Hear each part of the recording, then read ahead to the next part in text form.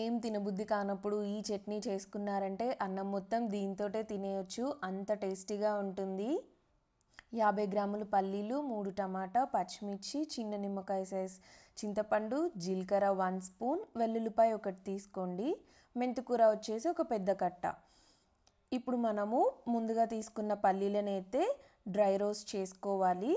చూస్తున్నారు కదా, వీడియోలో చూపిస్తున్నట్టుగా చక్కగా వేయించుకొని మనమైతే ఈ పల్లీలని పక్కకి తీసేసుకుందాము. పల్లీలు చల్లగైన తర్వాత మిక్సీ జార్లో వేసుకొని ఈ పల్లీలను అయితే పొడి చేసుకోవాలి.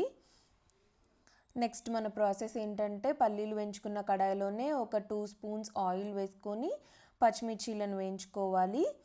చూడండి, వీడియోలో చూపిస్తున్నట్లుగా తీసుకున్న పచ్చిమిర్చిని మన కారంకి సరిపడా ఎంత తినగలుగుతామో అంత స్పైసీనెస్కి తగ్గట్టుగా పచ్చిమిర్చి తీసుకొని వేయించుకోండి. ఒక 2 నిమిషాలు వేయించుకున్న తర్వాత ఒక 1 స్పూన్ ధనియాలు, 1 స్పూన్ జీలకర్ర వేసుకొని చక్కగా వాటిని కూడా వేయించుకొని పక్కన పెట్టేసుకోవాలి.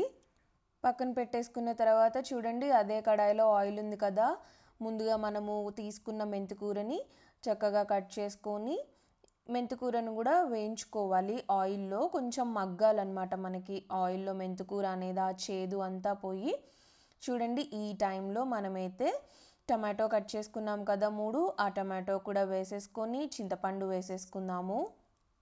ఇది కొంచెం మనకి త్వరగా మగ్గడానికి మనమైతే కొద్దిగా సాల్ట్ యాడ్ చేసుకుందాము. దానివల్ల ఏంటంటే మనకి చక్కగా టమాటోస్లో నుండి వాటర్ అనేది వచ్చి త్వరగా మగ్గుతుందన్నమాట మెంతికూర టమాటో అనేది. ఒక 5 నిమిషాలు మనం సిమ్లో పెట్టుకొని మూత పెట్టుకొని మగ్గనిద్దాము. దీనివల్ల ఏంటంటే మంచిగా మనకి మెంతికూర టమాటా మగ్గిపోయి వాటర్ అంతా పైకి వస్తుంది. చూస్తున్నారు కదా, ఈ టైంలో ఒకసారి అయితే కలుపుకొని మనమైతే స్టవ్ ఆఫ్ చేసుకుంటే సరిపోతుంది. మనం ముందుగానే పల్లీలను పొడి చేసి పెట్టుకున్నాం కదా, ఇప్పుడు అదే పొడిలో పచ్చిమిర్చి వేసుకొని దాన్ని కూడా పేస్ట్ చేసుకోవాలి. కొంచెం వాటర్ యాడ్ చేసుకొని అది కూడా పేస్ట్ చేసుకున్న తర్వాత ఇప్పుడు మనం మెంతికూర టమాటా కూడా వేసుకొని మన రుచికి సరిపడా సాల్ట్, ముందుగా మనము పెట్టుకున్న వెల్లుల్లిపాయ రెబ్బలు కూడా వేసేసుకొని ఇప్పుడైతే మిక్సీ చేసుకోవడమే. చూడండి, చక్కగా మెంతికూర టమాటా చట్నీ అయితే రెడీ అయిపోయింది.